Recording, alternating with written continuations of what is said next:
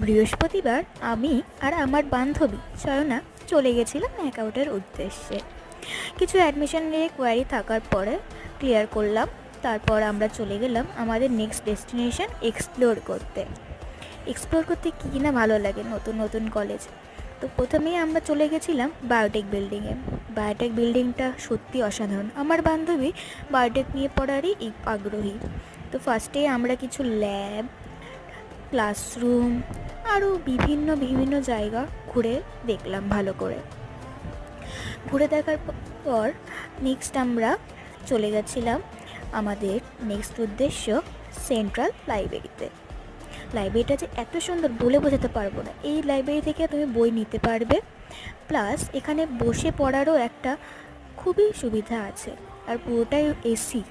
আর এর সাথে পাশাপাশি রয়েছে ডিজিটাল লাইব্রেরি, যেখানে